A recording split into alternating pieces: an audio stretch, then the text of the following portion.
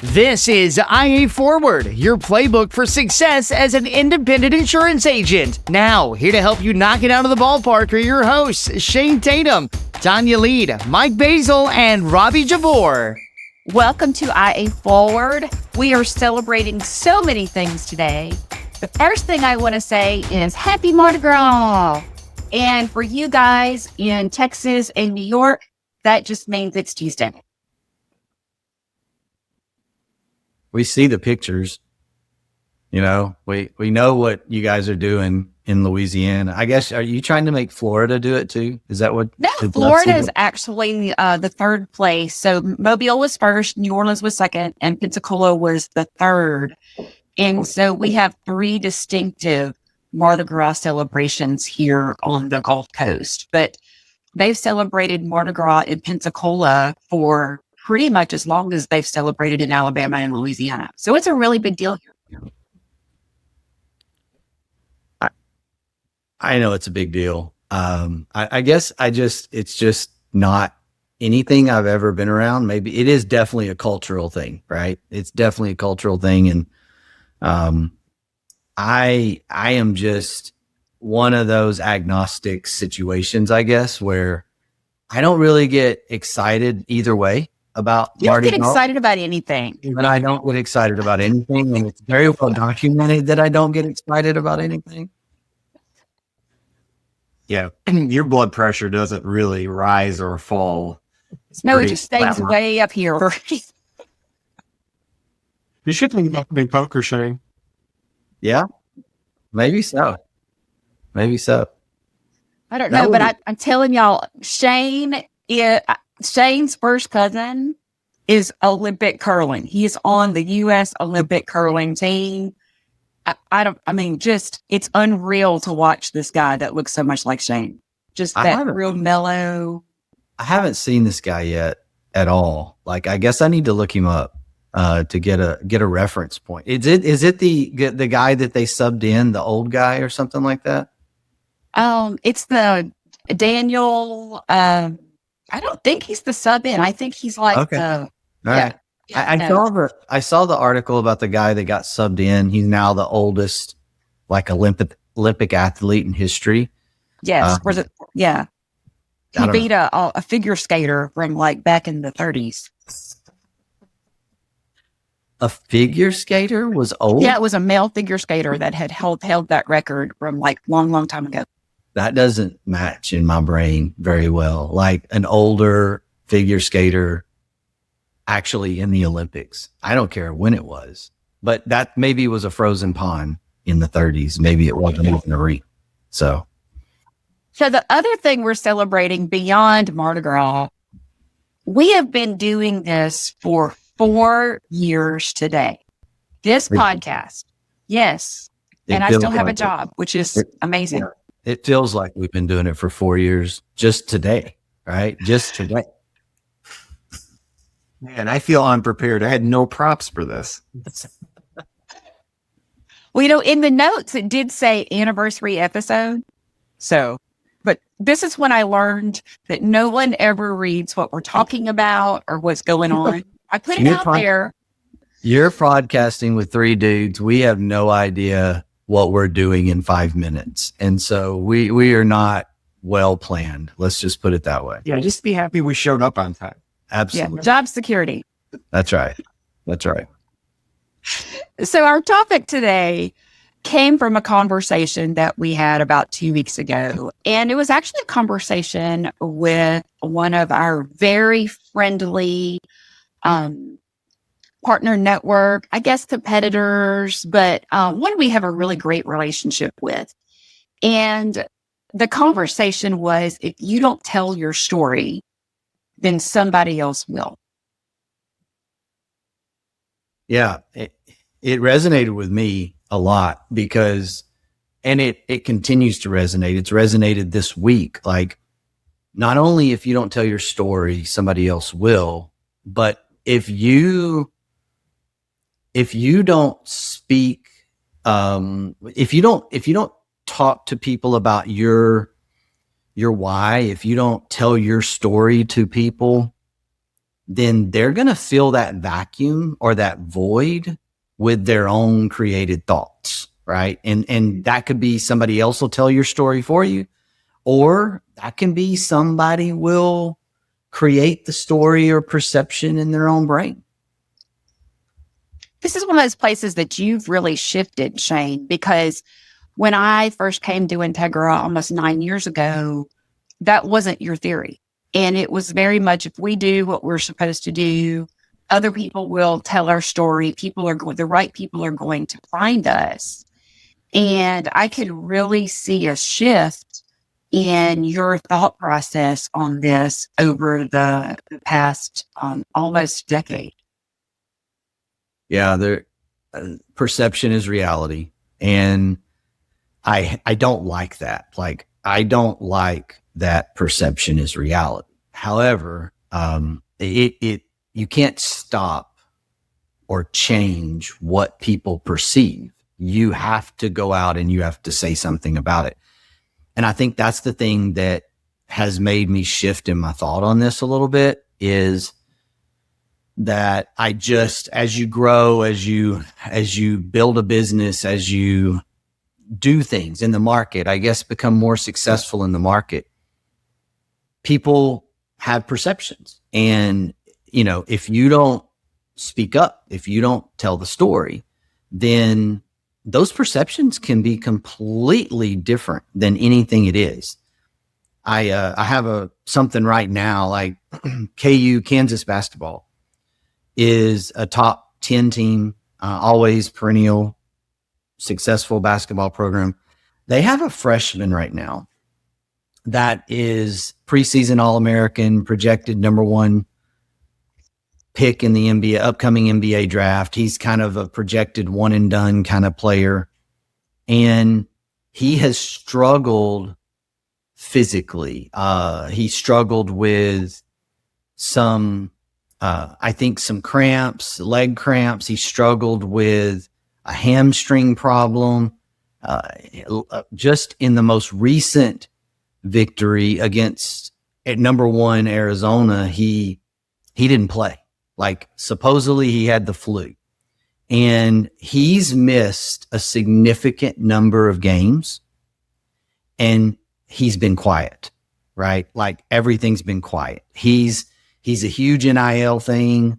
He's got an agent, he's got parents who are trying to look out for him.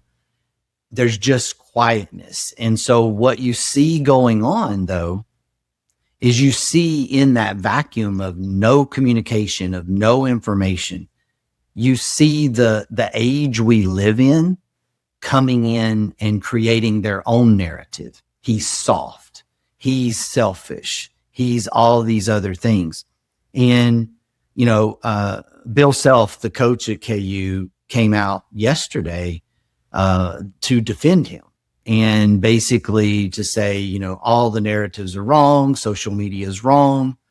But it's just an example of the world we live in. And with our businesses, with our agencies, we have to tell our story. And if we don't tell our story, our competition may tell our story for us, right? Others who don't know us very well may tell our stories for us. So yes, I have shifted here. Doesn't mean I love it, but I have made a shift that we need to be better at telling our own story.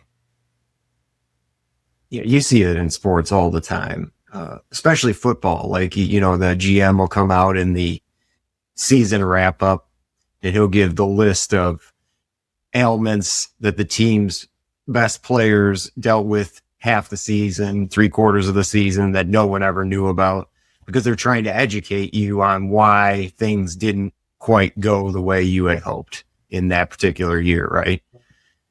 So yeah, that's for sure a thing. But I think it's super important because you can use that as differentiation as well when you're talking about telling your story, right? That's a way for you to connect with someone if you're first talking to them, or if it's an existing customer.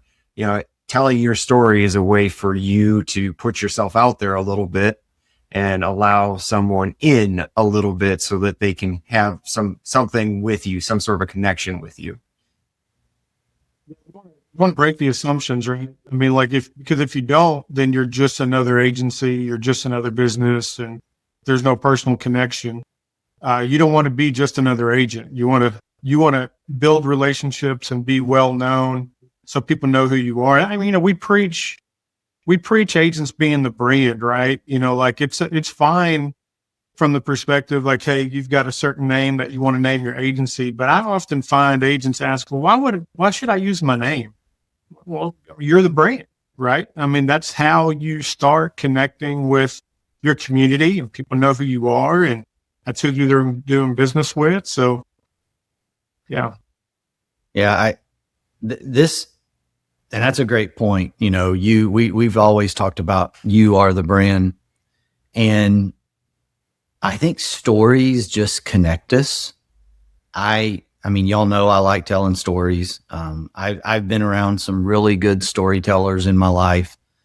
Some fictional storytellers, maybe not full truths when they're telling stories. I'm in East Texas. We're a big fishing community. The stories of the one that got away. I mean, just things like that. And I've been around a lot of old timers that love to tell stories, and it resonates within building relationships. And I don't mean like telling stories that are embellishing or not truthful, but we all have a story. Like everyone has a story. And I think, to kind of Tanya's comment about a shift from maybe her early days here, it's recognizing that when you've been doing something and you've created memories or you've created things throughout your career, that you actually have a story to tell. Like everyone has a story to tell, and that story connects us with others. And since this is a relationship business, it becomes really, really important, right? Like, why should this customer do business with you? Like, why? Just because somebody referred them, or because they bought a lead, you bought a lead, and now they're at your doorstep. Like, I think understanding like why the customer should do business with us is a really important part about why we should tell our story. And Shane, what you just said to me is so key to the conversation, because telling people, will tell your story. Okay, well, then it becomes about me telling about who I am. And ultimately, our clients, our customers want to know what's in it for them. So we can talk all day long about, you should do business with us because we've been in business 44 years. Well, I mean, that's great. That's part of our story, but that doesn't really make a difference to our client, right? So when we tell our story, we have to tell it in a way of what's in it for them, as opposed to all about us. Yeah, there's something very vivid to me right now, thinking about early season baseball, early season softball, and you have. I was actually just talking to you guys before we started about, it's that time of year where in at the college level, the all-state players that are freshmen now on college campuses come in, and all of a sudden they for the first time maybe they realize that everybody on the field was all state in their respective high schools, and they were all the best players in their respective high schools. And now it's the best of the best rising to the top. And sometimes those freshmen have rude awakenings if they weren't prepared well, by their parents, if they weren't prepared by their coaches.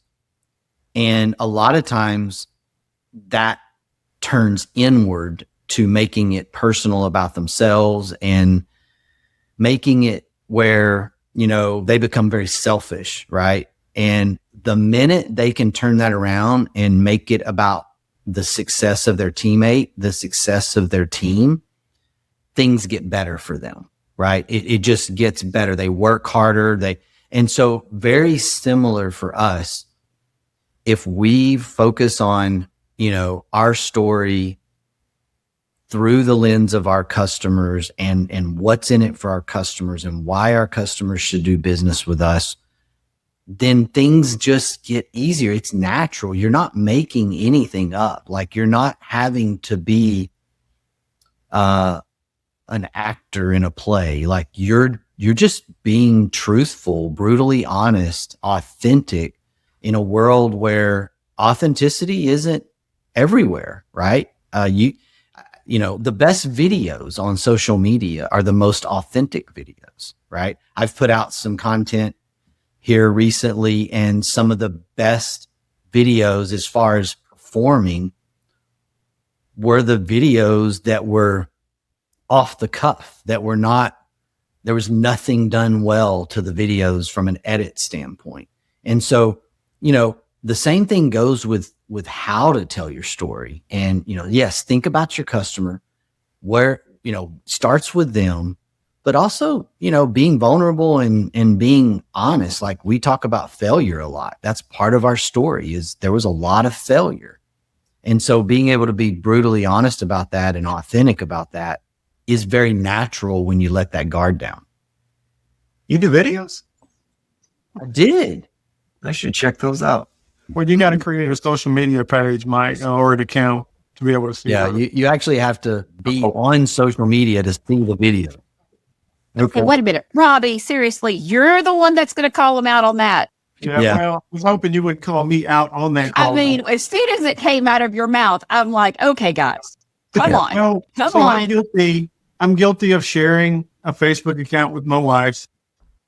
So, I mean, I do see things. And so I'm one of those guys, that it's, spouse Ian, Robbie, Jabbar, whatever. Yeah. This is how bad I am. Like, I'll get into whatever, doesn't matter, fantasy football league or something. And one of my buddies would be like, okay, just Venmo me over the money. I don't even have that. I gotta be like, hey, Melissa, can you Venmo this account $50, please? Right. How did you survive and not have Venmo? Like, what? How? I just told you how. That's right. I have Julie. I don't have Venmo. It's a really cool app. It's always with me. That's weird. Oh, man. But to get back on course here, I learned something really valuable from someone in our office some time ago on like how to do this. Because I remember I was on my first late sales call, which involved some additional people being on the call, and they got on the call, and the first thing they did was not, hey, we're excited to have you. We're going to do this, that, and the other thing for you. You're going to do great with us. It was, let me introduce myself. I have a husband. I have 3 kids. I have 4 grandkids. And then just went into a little bit about how she got into insurance, how long she's been in insurance. And then that allowed the conversation to go in a direction that was super authentic and not just, here's what we've got for you. And that's how many people call in? Yeah, I need insurance. Oh, we've got the best insurance. Okay, but everybody's going to say that. So if you started out differently and do something different that allows the person on the other end to put their guard down a little bit, that just makes that connection. Yeah. It does remove the barrier, right? Like it does make it personal. I know that's one of our core values at Integra, is make it personal. The whole point there is to break down those barriers. I mean, in a world where trust is hard and people have been burned or, whatever is in their past, just getting to the point of authentic trust. And one way to do that is to make it personal, to just, hey, here's who I am. Here's what I look like when I'm not at work, right? Here's what my world looks like. And, people will talk all day long about their kids, about their grandkids, about their pets, which in a lot of cases, that's their kids. And so, people will break that down, and that's not manipulation, just to be clear. That is just slowing down and having a conversation. Like just, if you're just immediately just trying to sell people on something, that generally turns people off. And that's why we talk about with our partner network program, not trying to be salesy, but just, hey, who are you? This is who we are. Is there a match here? Does this fit you? Like, it's not the only way you're going to be successful is you have to join us. I mean, that's not a true statement, right? There are people who can be successful in a lot of different networks or, on their own. We think there is a viable reason to be a part of our network for the right person, right? And we are trying to uncover that. We're trying to figure that out. If you want to call that a sales process, fine. I don't think it is a sales process. I think it's just understanding who someone is, who a prospect is, and helping them understand who we are. Being authentic, and really immersing yourself in what you do and loving what you do. I saw that a few weeks ago. We had the opportunity here in Florida to spend the evening with Joe Espada and Carlos Mendoza. They are, of course, two major league managers who used to play minor league ball here in Pensacola back in 2004, 2005. And I found it so interesting. It was a really intimate kind of evening. They told their stories from the stage and then took questions and allowed people to talk to them, and then a reception afterwards. And it was free to our community. It wasn't a foo-foo event. It was at a community center, and it was just a really, really great evening. But you could tell that the more successful of the two managers had really immersed himself in the culture of his team.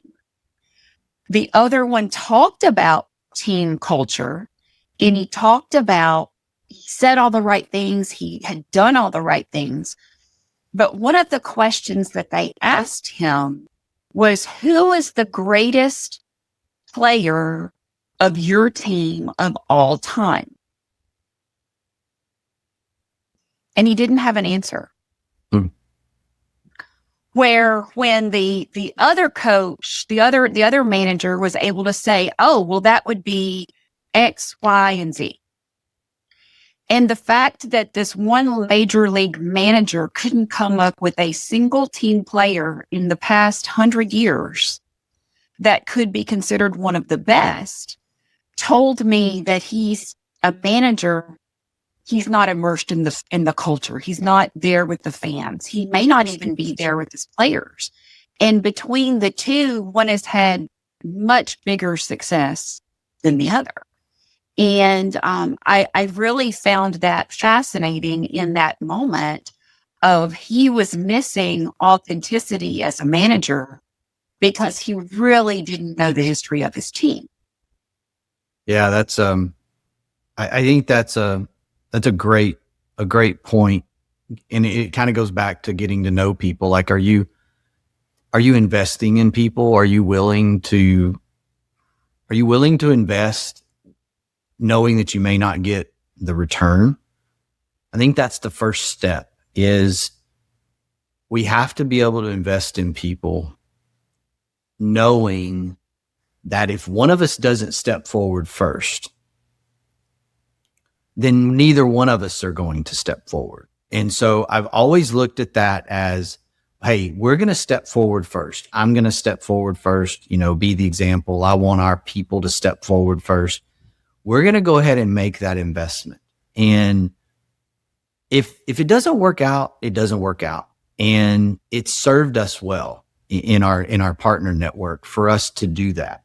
I think it's something like a 98.2% retention of agents in our network in the last in the last 15 years since we started.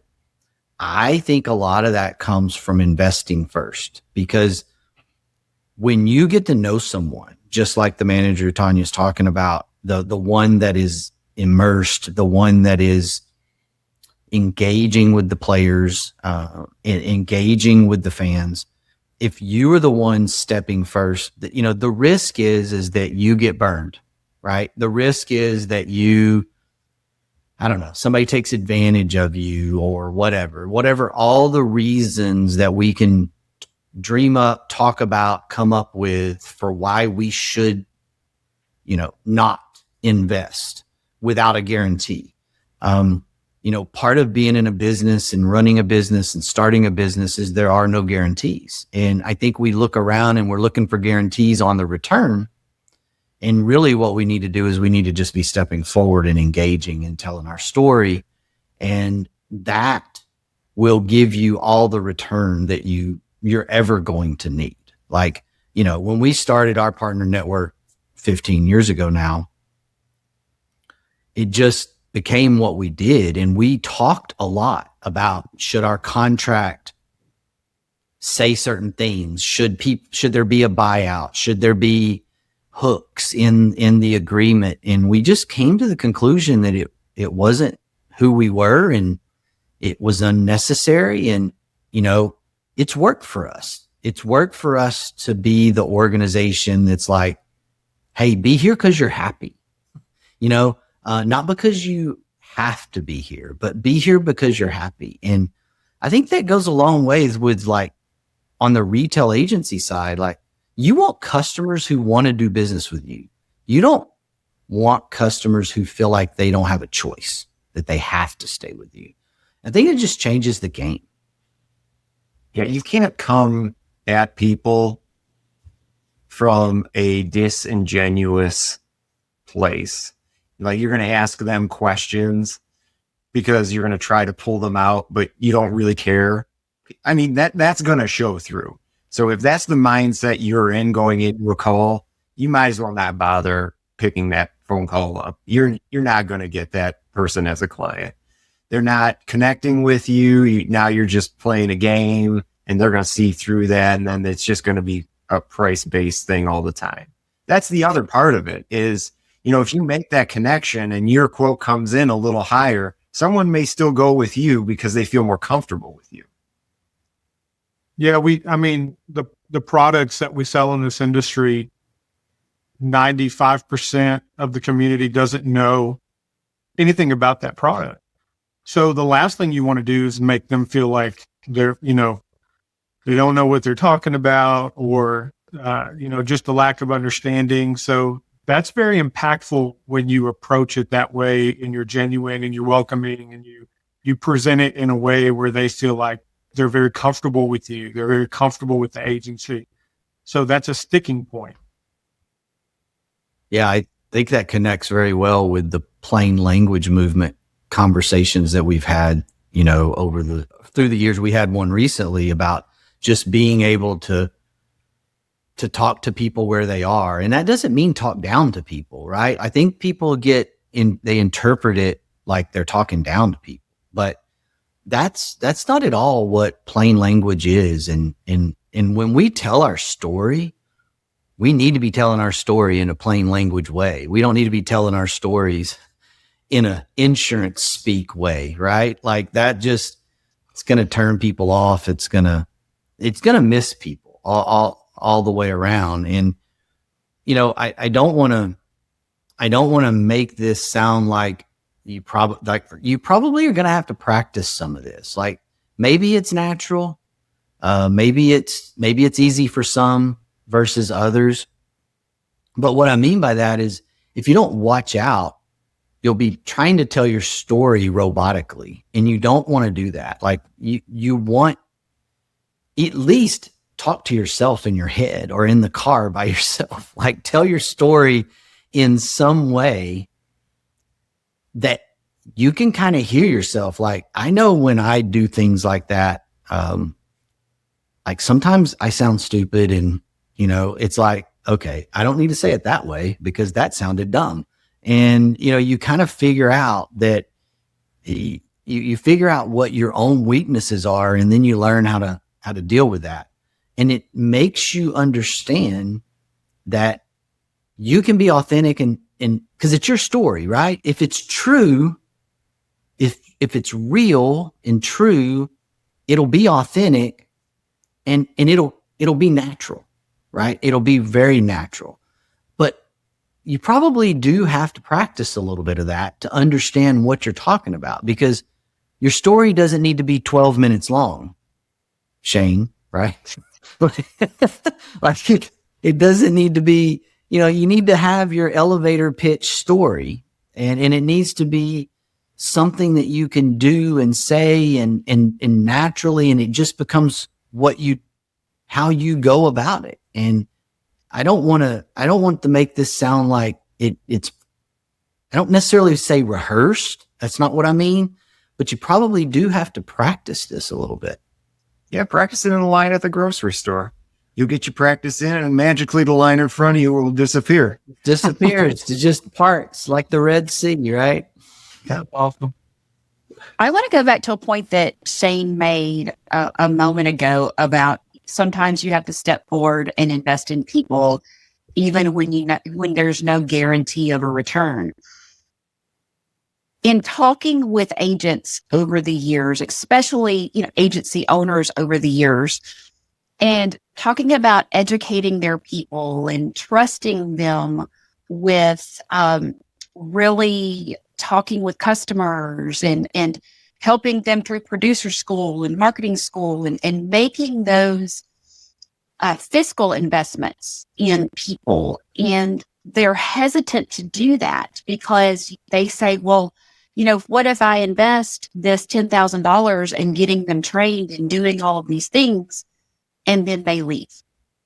And then they take part of my book with them, right? And I hear agents they're very, very concerned about that, right? And I understand that from a business perspective. That is where culture is so incredibly important. If you invest in your people, you treat them right, they stay. Like when I look at our Integra social media pages, and we have people that have been Shane's girls. And I use that term because it drives Shane crazy. Yeah. That's what people call, so many of his team members, right? But if you look at the people that have been with Shane and Shane's family, and their numbers like 28 years and 29 years and 26 years, like that doesn't happen in 2026. Like that, those kinds of numbers are back in that era when you went to work for the phone company right out of high school or right out of college, and you worked for 30 years. And at the end of 30 years, they gave you a watch and you retired. People change jobs now every 18 to 36 months. So the fact that we have that kind of employee retention at Integra means something. And that is because it's an organization that invests in their people. And then we have a culture of it's okay to be a real person, right? In the last week, my mother has caught her house on fire and she had a heart attack. And, it's so many companies. It's not funny, but when you say it like that, we got to right. And so, it wasn't that I had this like sinking feeling in my heart of not only are these things going on, but I didn't have to reach out to Shane and be like, can I please take off from work? My mother's just, caught her house on fire. It was, hey, can I please go out? Like I really need to go over to mom's. This has just happened. Or I've been at the hospital all night with mom, and Shane's like, please keep me posted. That's why people stay. And that's why when you invest in your people, when they're successful, they stay with you, right? Yeah. I yes. And I want to say something on that because I'm terrible at recognition. and I want to make a point that the gold watch, you brought that up, the 5-year, 10-year, 15-year plaques, like we've never done that because I'm terrible at that. And I just feel like I just don't feel like it's valuable, right? What's valuable is not missing a ball game. What's valuable is being able to do what you got to do when you got to do it, because life happens. And so that may be part of your story. That is a part of our story. And it started with my dad telling me not to miss a ball game. Right. And so how can, so how could I say I'm not going to miss a ball game, but not tell our people they can't miss a ball game? And so that culture is just stepping forward and realizing that, okay, are there risk in that? Sure, there's risk in that, right? You hire people and you have payroll and, something's not getting accomplished or something is not working right. And it's because someone's taking advantage of you or something like that. I can tell you that has been a very minuscule percentage of the time for us. It's happened a few times. And it's one of those things that is worth the risk, right? When you step forward and you say, okay, wait a minute, what's really important to people? Is it the recognition on social media? I mean, I know people love that, but is it that? Is it the plaque? Is it the watch? No, it's putting yourself where they are and realizing that as a business owner, an agency owner, you have that flexibility. So if you extend that flexibility to your people, the risk is, I don't know, something, right? There's risk in that. But if you do that and that allows them to stay and want to stay, man, that stability for your clients is so much greater than the risk of a few lost hours of work. Like I never understood the people who can't get there, right? Like they can't mentally get there. And I think that's a part of our story, right? That's definitely a part of our story with our employee retention, people that have been here for a long time. One other thing, Shane, that I'd like to add to what you're saying about, employee retention is that I see you have over the last 10 years, 7 years that I've been here, I've seen you put people in the right seat, right? Like they may not have started in the right seat, but they've ended up in the right seat. And I think that the morale around that has helped tremendously, which I think it's important when you're evaluating bringing someone on just for, whatever business you're in, making sure that personality fits in the right seat that you're looking for. Yeah.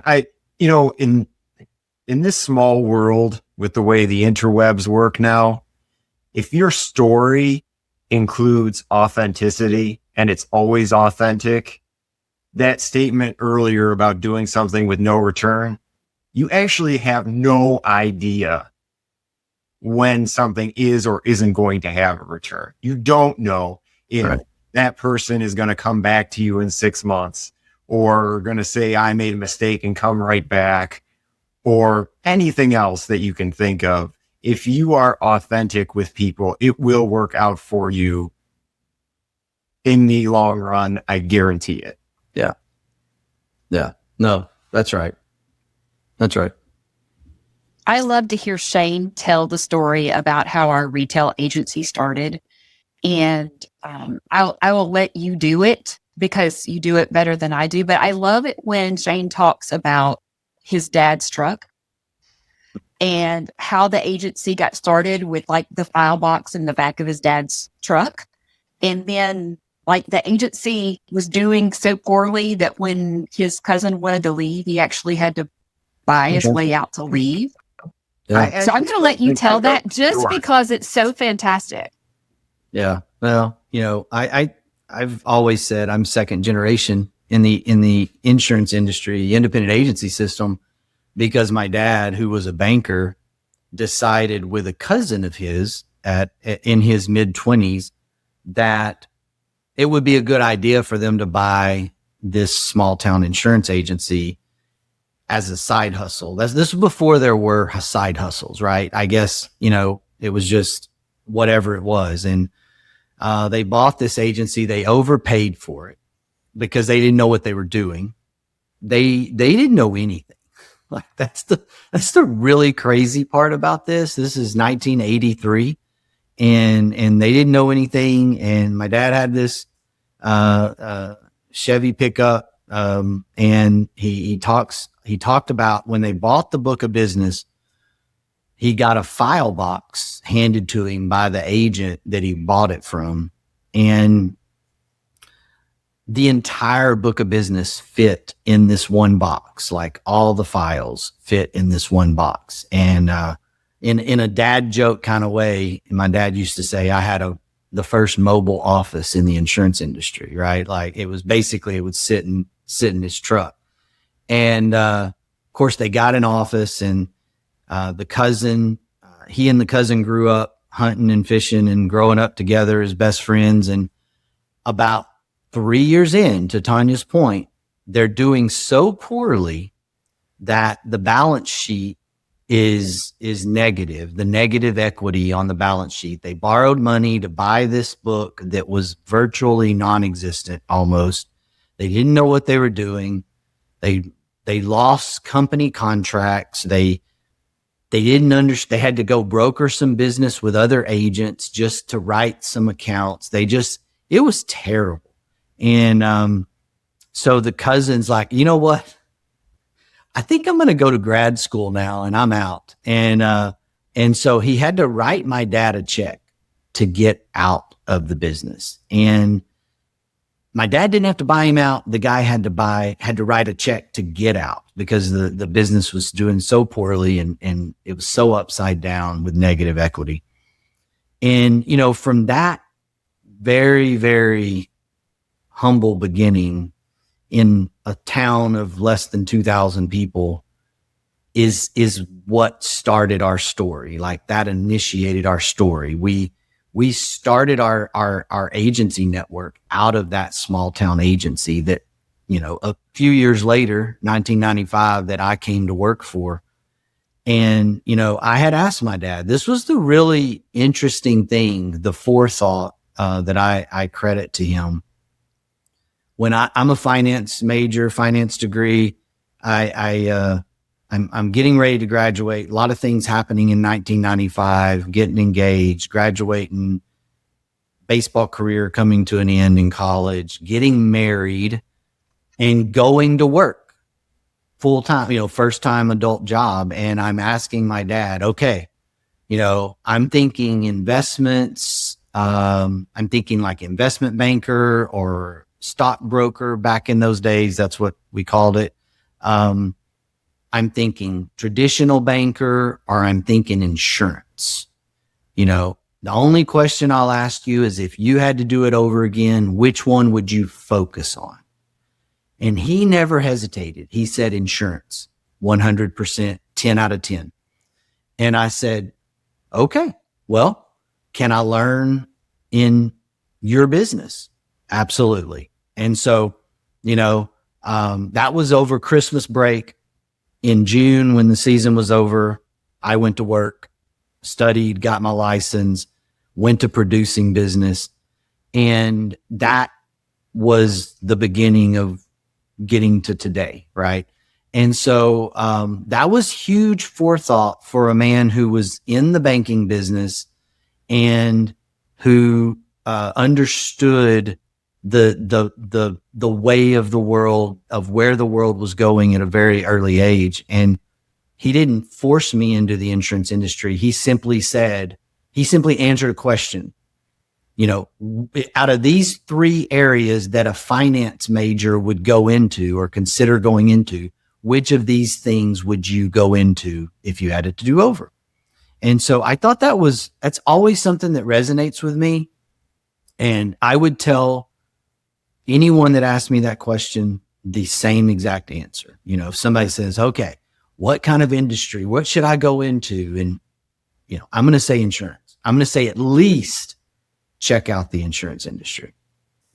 That must have been quite a book of business to fit in a box. Now, for those who are like 35 or younger, to put that into context, the first agency that I went to work for in 2001 had 10 to 12 file cabinets, 3 rows, about 6 feet long each.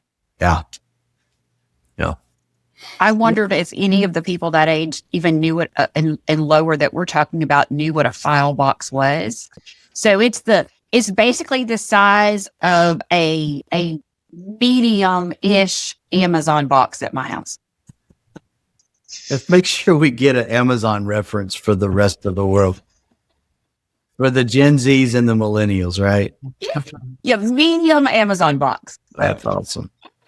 Well, happy Mardi Gras, everybody. Happy 4-year anniversary, Shane. It has been a fantastic ride so far with the IA Forward podcast, with the IA Forward community. And I really just want to say, hey, if someone's listening and wants to come play with us, we would love to have you join our community. If you want to start an independent agency or want to learn how to expand your independent agency, reach out to us at integrapartnernetwork.com, and we would love to talk with you. Also, if you just have a question that you want answered on our podcast, let us know. We would love to answer any questions. And be sure to click that subscribe button on YouTube, Spotify, iTunes, or however you're listening to us. How was that? That was wonderful. No. I'm going to leave us today with this quote from Babe Ruth. It's hard to beat a person who never gives up. Attitude's a choice. Make a great one. Bye, y'all.